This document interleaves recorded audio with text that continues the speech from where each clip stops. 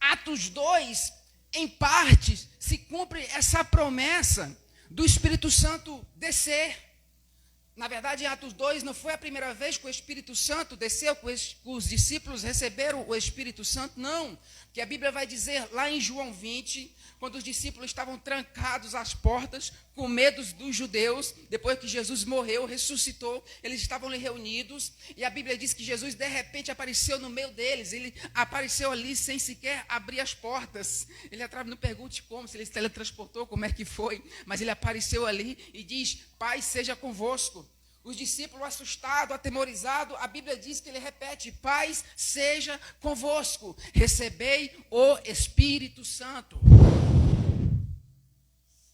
E Jesus sopra o Espírito Santo neles. Sabe o que eu acho interessante? Porque você lê Jesus sopra o Espírito Santo, mas sabe o que acontece? Pergunte: o quê? Nada. Não aconteceu nada. Eles continuam ali com medo, trancado, depois Jesus some, vejam aqui as marcas, vejam aqui as feridas, e eles acreditam que Jesus ressuscitou. Ali em João 20 não aconteceu nada, mas o Espírito Santo entrou neles. Aí em Atos 2, quando eles estão reunidos ali, não só reunidos, mas concordemente, todos em concordâncias. É lindo quando você vai ver o livro de Atos. Sempre você vai ver ali o livro de Atos, você vai ver essas três palavras: oração, comunhão e unidade.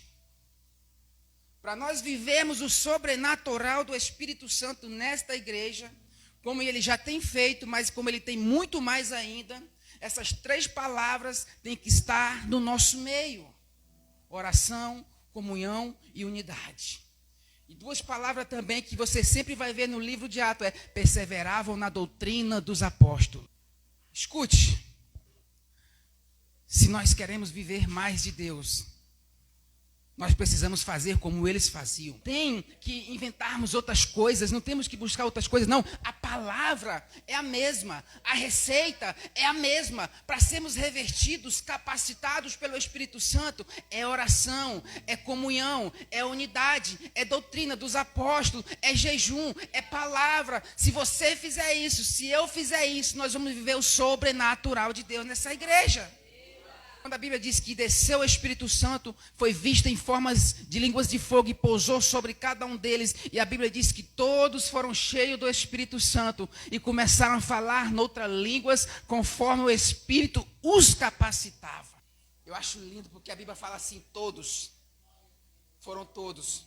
Os únicos que não receberam foi alguns que chegaram de repente no meio do alvoroço sem entender nada, confusos, os que andavam distraídos, dispersos, duvidosos, desacreditados, cabisbaixos, decepcionados.